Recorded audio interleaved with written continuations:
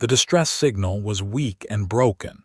It pulsed through the empty darkness of space like the heartbeat of a dying creature. Most ships would have missed it completely.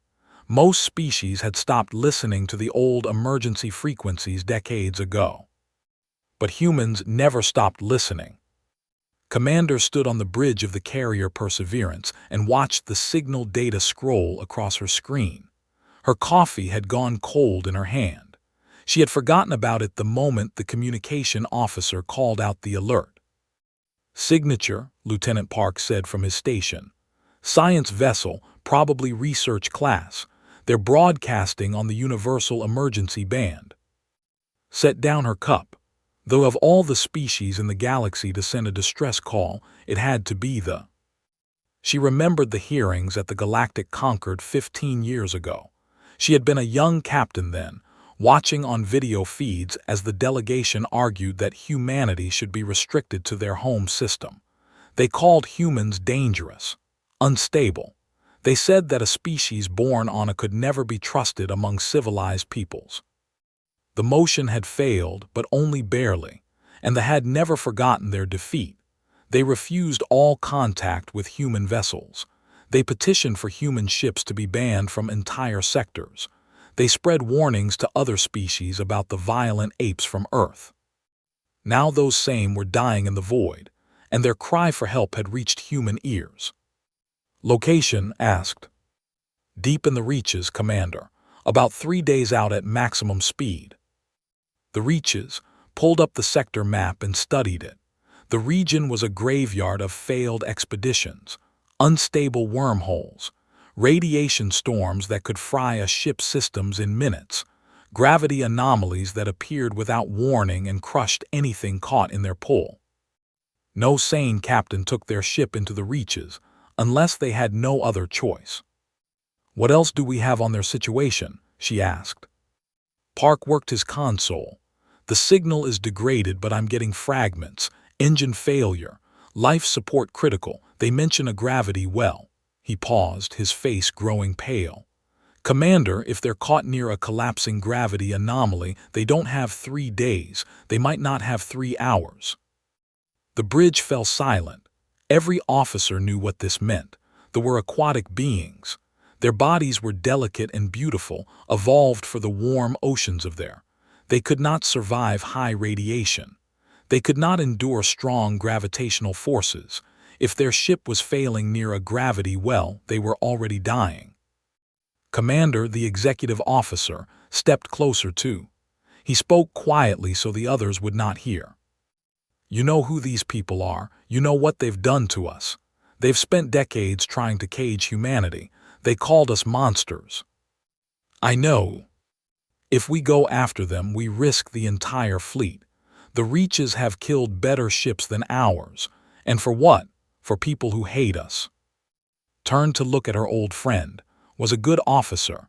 He had served with her for 12 years. He had every right to raise these concerns. "Carlos," she said, "what would you have me do? Leave them to die?" "I would have you consider the lives of our own crew first." "I am considering them." Turned back to the main display. "I'm considering what kind of people we become if we let others die because we didn't like them. I'm considering what we tell ourselves when we look in the mirror tomorrow." She raised her voice so the entire bridge could hear. "Navigation, plot a course for the Reaches. Maximum sustainable speed. Communications, try to reach that vessel. Tell them help is coming." The officers moved to obey. Stood beside her, his expression unreadable. "The crew won't like this," he said. "The crew will follow orders, and when this is over they'll be proud of what we did." Picked up her cold coffee and finally took a sip. "That's the thing about being human, Carlos. We don't get to choose who deserves saving. We just save them." The 7th Expeditionary Fleet turned as one. 12 ships, ranging from the massive carrier Perseverance to the small fast attack vessels that served as its escorts, changed course and accelerated toward the most dangerous region of known space. 3 days, that was how long they had to hold on. Spent those 3 days preparing. She called meetings with her department heads. She reviewed rescue protocols. She ordered her engineers to reinforce the shuttles with additional radiation shielding. She asked for volunteers for the retrieval teams and received far more names than she needed. That surprised her at first. These were the same crew members who had heard the insults. They had read the statements calling humanity a plague on the galaxy. They had watched their species be treated like dangerous animals. But when she asked them why they volunteered, they gave her the same answer in different words. Because someone needs help. On the morning of the third day, the fleet dropped out of faster-than-light travel at the edge of the reaches. What they saw made even the veterans fall silent. The gravity anomaly dominated the view. It was a wound in space itself, a swirling darkness that bent light and crushed matter. Radiation poured from its edges in waves that made the sensors scream warnings. And there, tumbling slowly toward that hungry void, was a small silver ship. The Gentle Current, science vessel, crew of 43. Their power signature is almost gone, Park reported. Life support is failing. They have maybe 6 hours before the environmental systems shut down completely. And the gravity well asked. 12 hours until they cross the event horizon. After that, nothing can pull them out. 6 hours of air, 12 hours until death, and a rescue that would take them straight into radiation levels that could kill an unprotected human in minutes. Opened a channel to the entire fleet. All ships, this is Commander. You know why we're here. You know the risks. What you don't know is what the people on that ship are thinking right now. They're thinking that no one is coming. They're thinking that they sent their message into the void and the void sent back silence. They're thinking about their families, their homes, all the things they'll never see again. She paused. We're going to prove them wrong, not because they deserve it, not because they would do the same for us. We're going to save them because that's who we are. That's what it means to be human. We don't leave people behind. She closed the channel and turned to her crew. Launch the rescue shuttles. Across the fleet, bay doors opened. Small craft poured into the void, their pilots steering toward the wounded ship and the hungry darkness beyond. Humans in radiation suits checked their equipment. Medics prepared their supplies. Engineers ran final calculations. The had called for help. The had answered. Captain had made peace with death. He floated in the command center of the Gentle Current, his tentacles wrapped around a support beam to keep himself steady. The artificial gravity had failed 2 days ago. The water circulation systems were dying. The warmth that his crew needed to survive was fading hour by hour. Around him, his people drifted in the dimming light. 43, the finest and researchers his world had ever produced. They had come to the reaches to study the strange radiation patterns, to unlock secrets that might benefit all species. Now they would die here, their knowledge lost, their families left wondering. Had sent his final message to his spawning pool that morning. He told his children that he loved them. He told them to be brave. He told them that their father had tried his best, and that sometimes the universe was simply too large and too cruel. He did not tell them that help might come. He did not want to give them false hope. Captain, the voice belonged to his communications officer. She was young, barely past her first molting. She should have had centuries ahead of her. Captain, I'm detecting ships. Felt something stir in his chest. He pushed it down. Ships could mean anything. Pirates, scavengers, species that would pick over their corpse once the radiation finished its work. How many? He asked. 12 vessels, a full fleet. Voice trembled. Captain, they're transmitting identification codes. What species? The pause that followed was long enough for to know the answer before spoke it. Human. The word fell through the command center like a stone through water. Others turned to look at their captain. He saw fear in their eyes. He understood it. He shared it. Humans. The violent apes that his own government had tried to contain for decades, had signed petitions against human expansion. He had given speeches warning of their dangerous nature. He had told anyone who would listen that humanity was a threat to galactic civilization. Now those same humans were the only ones close enough to help. "They will not come," said the chief scientist. His voice was bitter. "Why would they? We have given them every reason to hate us." "Perhaps they will come to watch us die," another voice added. "Perhaps they find pleasure in such things." Said nothing. He watched the sensor display as the human fleet approached, 12 ships moving in perfect formation, not the chaotic swarm he had expected from a species, not the wild aggression their reputation promised. They moved like a single organism, coordinated, disciplined, professional. The communication system crackled. A human voice filled the command center, speaking in clear, calm tones. "Vessel Gentle Current, this is Commander of the United Earth Carrier Perseverance. We received your distress signal. Please respond with your current status and crew count. Help is on the way." They stared at each other. Help is on the way. 4 simple words that should have brought relief, instead felt only confusion. "Why?" he whispered. The question was not for his crew, it was for the universe itself. He moved to the communication console and opened a channel. His voice was rough from days without proper water. "Commander, this is Captain. We have 43 crew members. Our engines are destroyed. Life support is failing. We are drifting toward the gravity anomaly." "Understood, Captain. We're launching rescue shuttles now. My engineers will work on stabilizing your ship for towing. Please have your crew prepare for evacuation." "Commander," hesitated, "you understand who we are. You understand what my government has said about your species." There was a brief silence on the channel. When spoke again, her voice carried something could not identify. It might have been amusement. It might have been sadness. "I understand perfectly, Captain. We're coming anyway. Perseverance out." The channel closed, floated in the dying light of his ship, and tried to understand what was happening. The human shuttles arrived within the hour. They were ugly, blocky craft, built for function rather than beauty. They approached the gentle current without hesitation, flying straight into radiation levels that would have killed in minutes. Through the viewports, watched humans in heavy suits emerge from their vessels.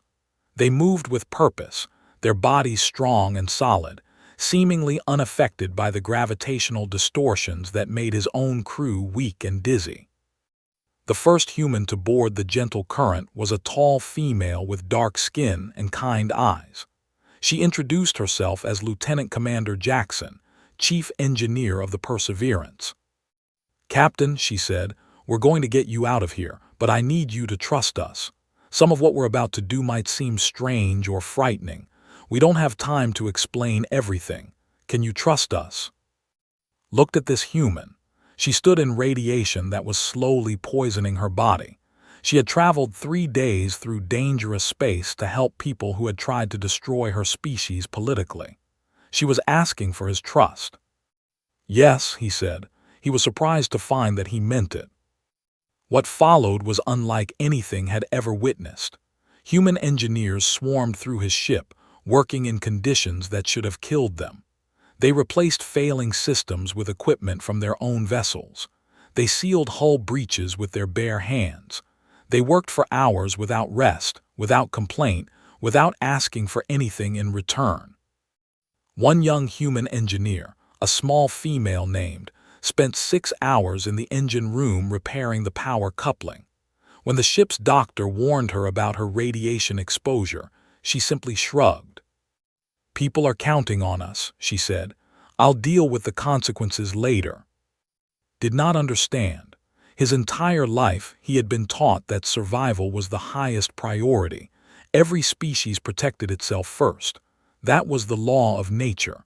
That was how civilizations endured. But these humans threw themselves into danger for strangers.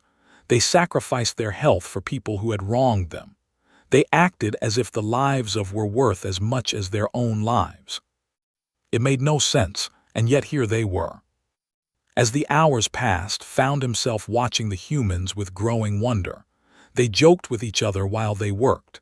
They checked on his crew, offering water and comfort.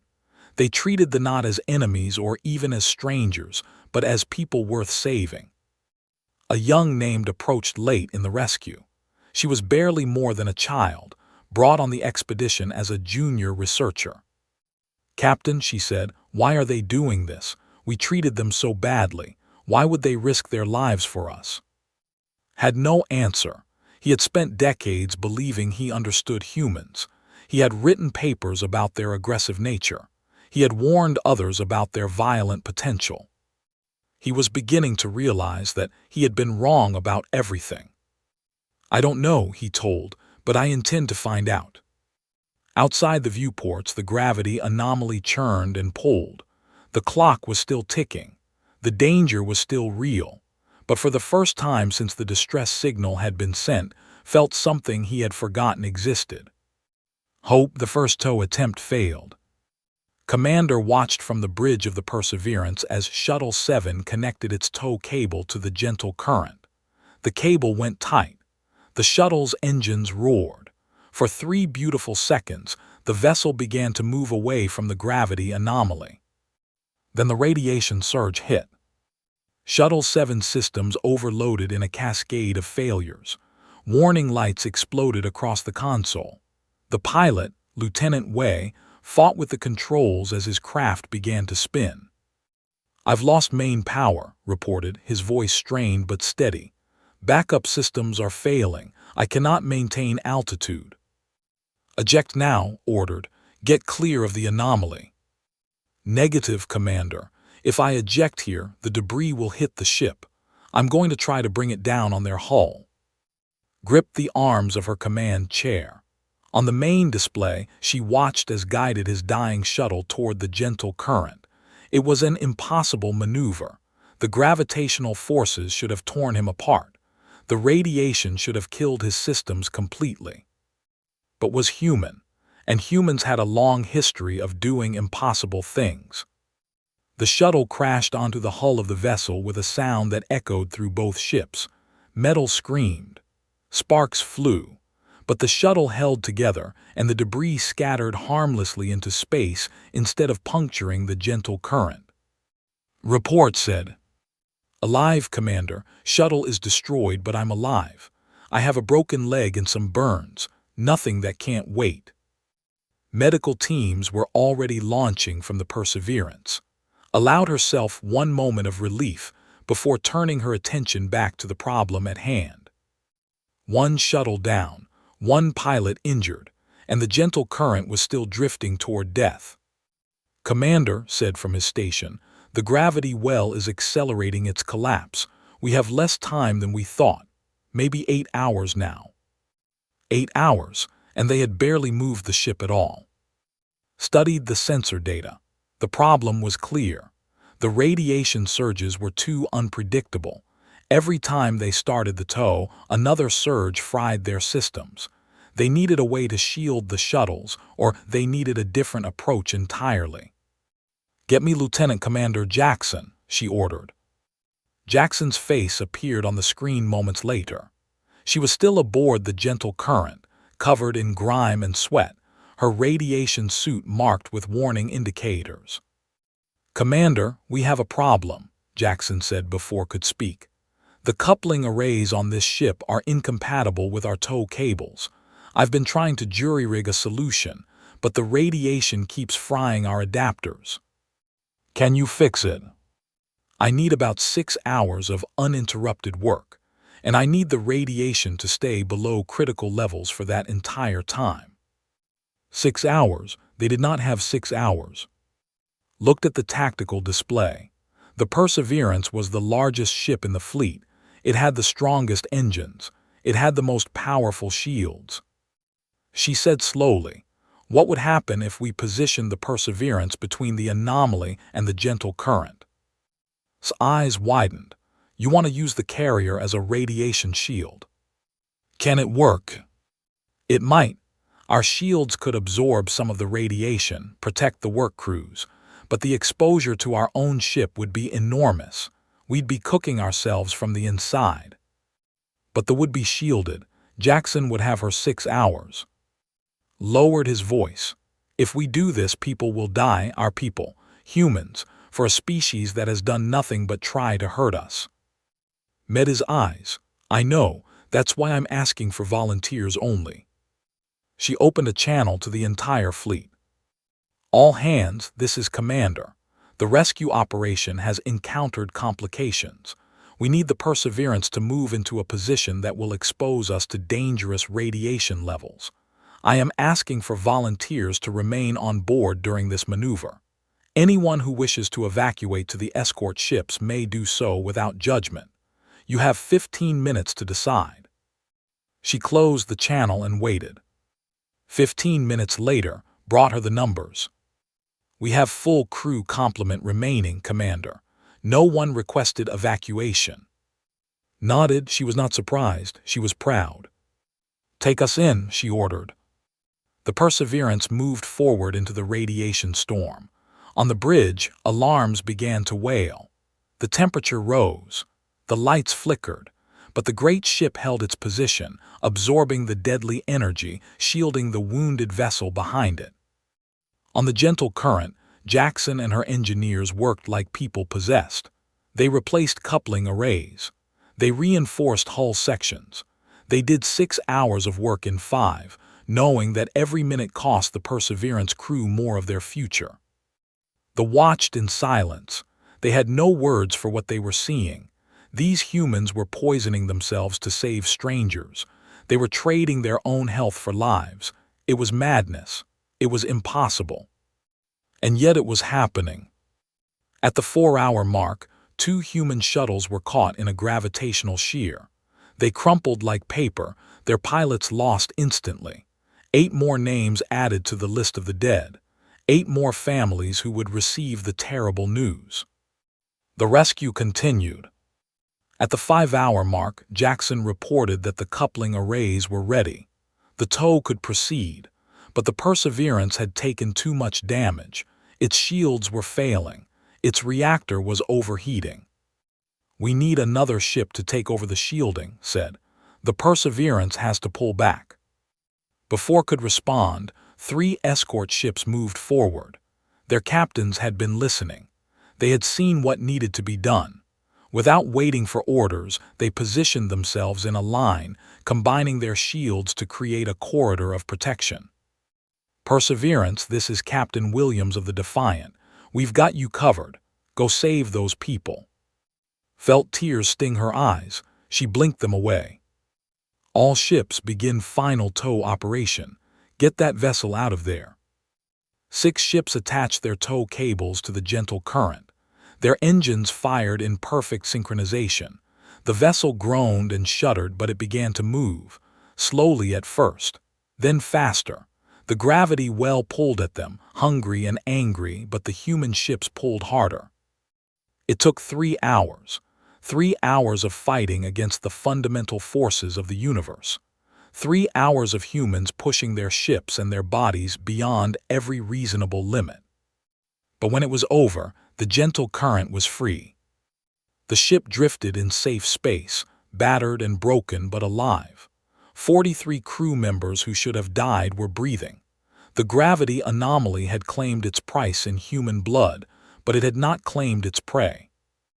On the bridge of the Perseverance finally allowed herself to sit down. Her ship was damaged. Her crew was exhausted and irradiated. She had lost 10 people today, 10 humans who would never go home. She hoped it was worth it. The communication system chimed. Captain appeared on the screen.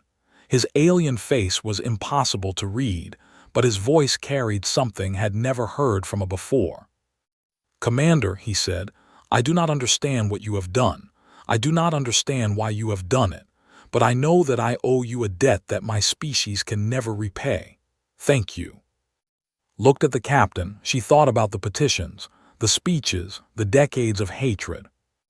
Then she thought about the 8 pilots who had died today, the crew who had poisoned themselves with radiation, the impossible things humans did when someone needed help.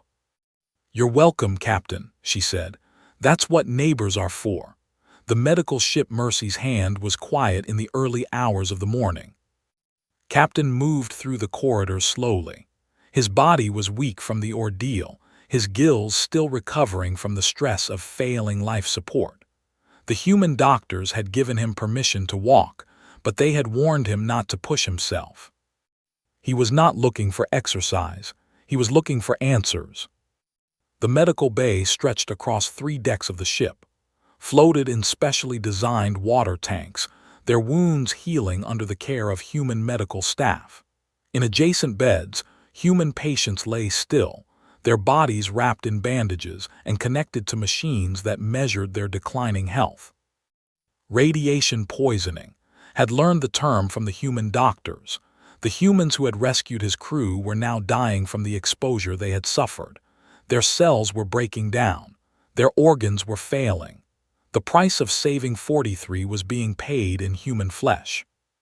Stopped beside one bed. The patient was a young woman with short dark hair and a face that seemed too pale. Her chart identified her as Engineer First Class Sarah, the same woman who had spent 6 hours in his engine room.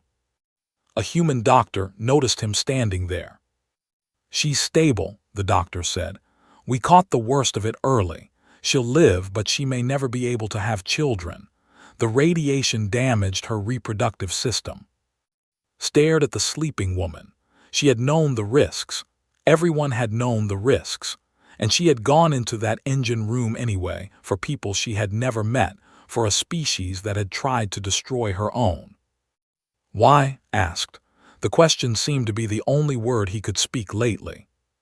The doctor, a tired man with gray hair and kind eyes, considered the question carefully. "Because she could," he said finally. "Because someone needed help and she had the ability to provide it. That's enough for most of us. But we have been your enemies. We have tried to restrict your species. We have called you monsters." "I know." The doctor checked readings and made a note on his tablet. "And yet here you are alive because a bunch of monsters decided to save you. Funny how that works." Did not find it funny at all. He found it terrifying. Everything he thought he knew about humans was wrong. Every assumption, every fear, every carefully constructed argument about their dangerous nature, all of it was crumbling. He made his way to the command deck and requested a meeting with Commander. The human woman agreed to see him in her ready room. When entered, he found sitting behind a desk covered in reports and she looked exhausted. Dark circles under her eyes spoke of sleepless nights, but she rose to greet him with the same courtesy she had shown from the beginning. "Captain, please sit. How is your crew recovering?" "They will live thanks to you." Settled into the chair that had been modified for his physiology. "Commander, I must ask you something. I must understand." "Ask." "Why did you come? I have been your enemy. My government has worked against you for decades. When you received our distress signal, you had every reason to ignore it, every reason to let us die. Why did you risk your ships and your people for us?" Was silent for a long moment. She stood and walked to the viewport, looking out at the stars. "Do you know anything about Earth, Captain?" "Very little, only what the warnings tell us, that it bred a species of violent survivors." "The warnings are right in a way." Turned back to face him. "Earth tried to kill us. Every day for millions of years our world tried to end us. Earthquakes that swallowed cities, tsunamis that drowned coastlines, diseases that wiped out populations, predators with teeth and claws, whether that could freeze you solid or burn you alive." She returned to her seat.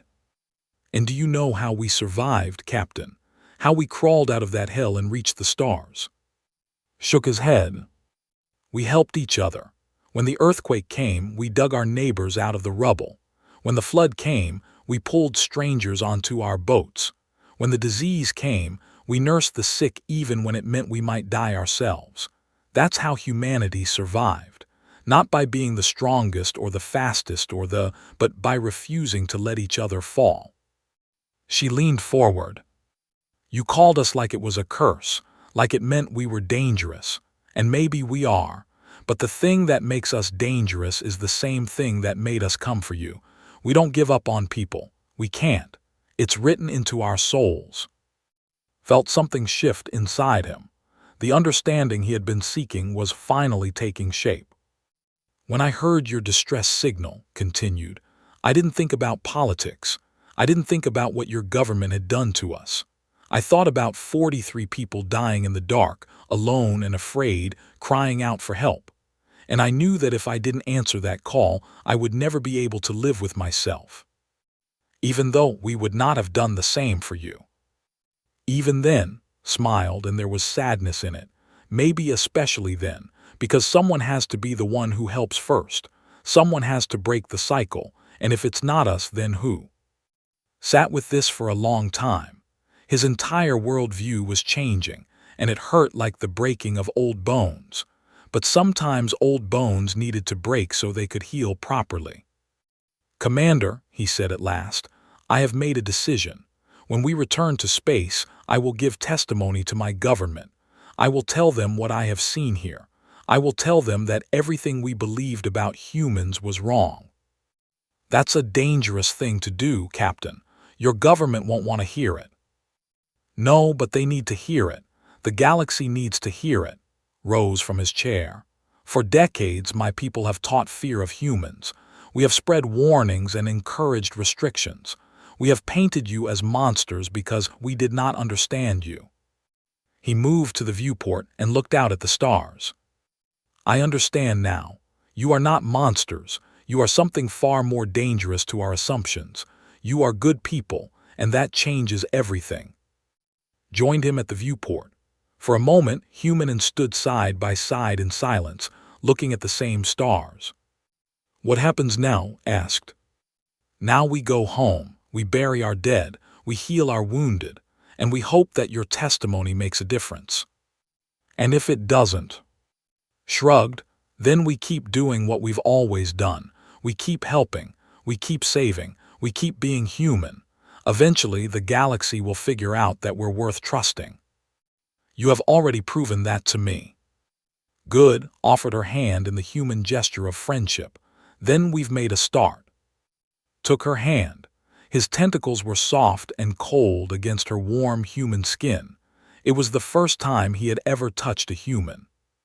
It would not be the last. Thank you, Commander, for everything.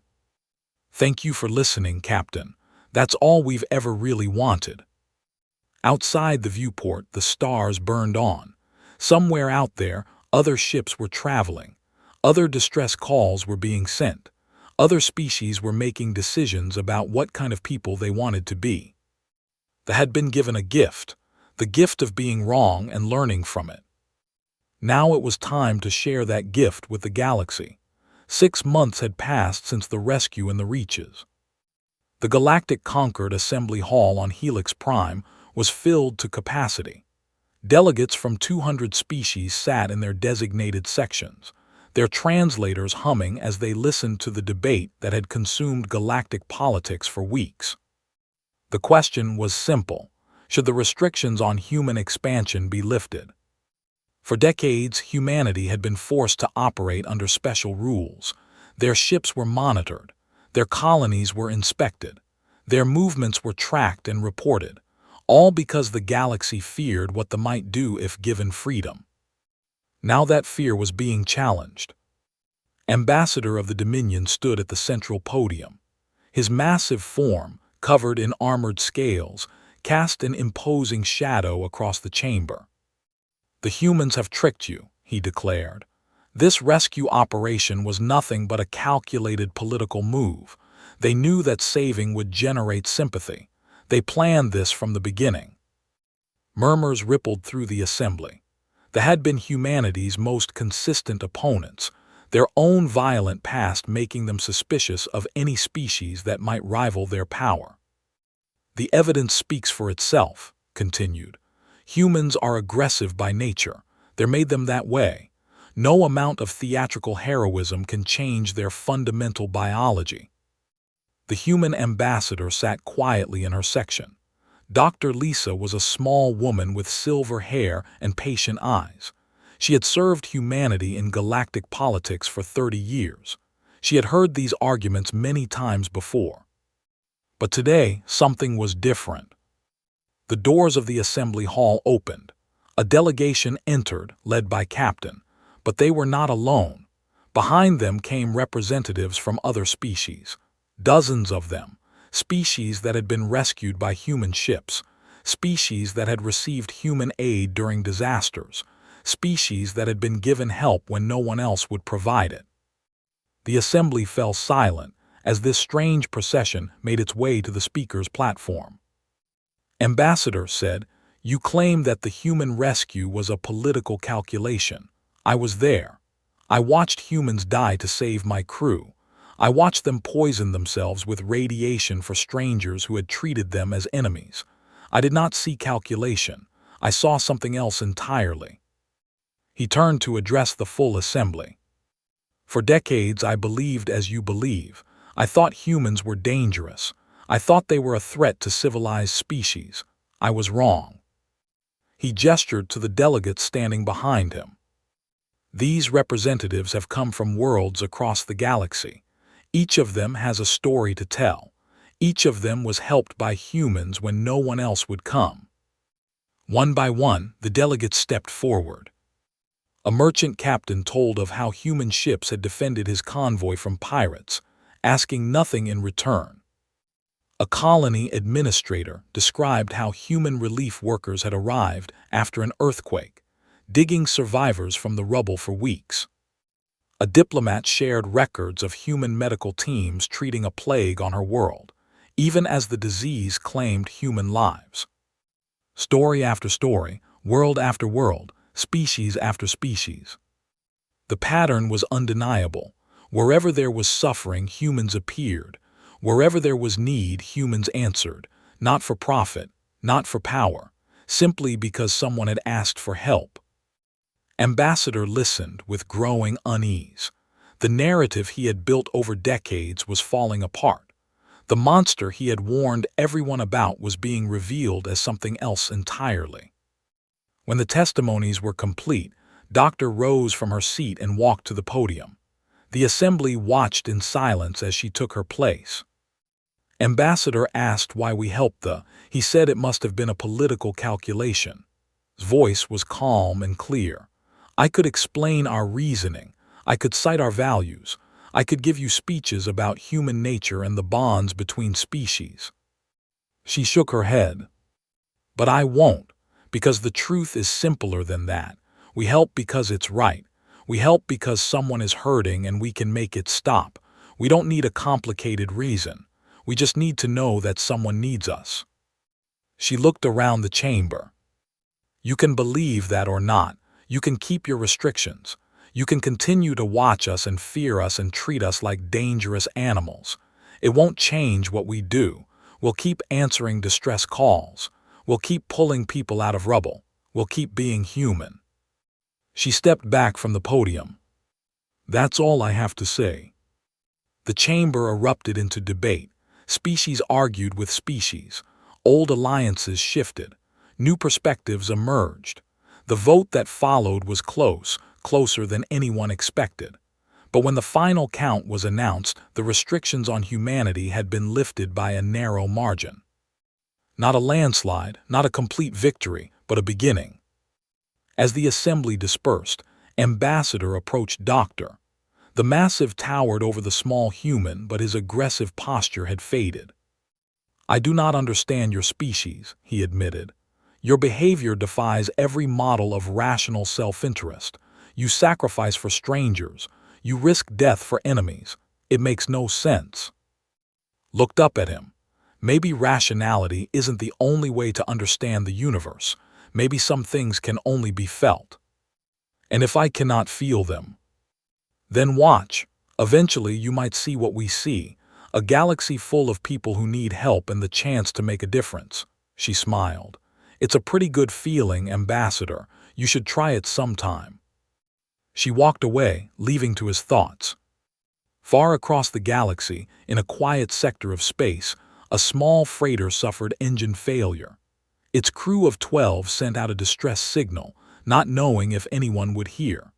They were far from the major shipping lanes, far from any species that might care about their survival. Hours later, a human patrol ship dropped out of faster-than-light travel. The captain hailed the freighter, asking about their status, offering assistance. The freighter crew were not human. They had never met a human before. All they knew were the old warnings, the old fears. But the human captain did not seem to care about any of that. "Hold tight," she said. "We're coming to help." On Helix Prime, the political debates would continue. Species would argue about human nature. Academics would study the rescue and the reaches. Historians would write about the day the galaxy began to change its mind about the. But none of that mattered to the crew of that small freighter, drifting helpless in the void. All that mattered was that someone had heard their call. Someone had come. That was the thing about humans. They did not wait for the galaxy to accept them. They did not wait for permission to be good. They simply saw suffering and responded over and over, world after world, species after species. Eventually, the echoes of their compassion would fill the void. Eventually, the galaxy would learn what it meant when they heard a cry for help. But for now, it was enough that a single ship had answered. It was enough that 12 lives would be saved. It was enough that somewhere in the darkness, someone had chosen to be kind. That was humanity's gift to the universe. And the universe was finally starting to understand.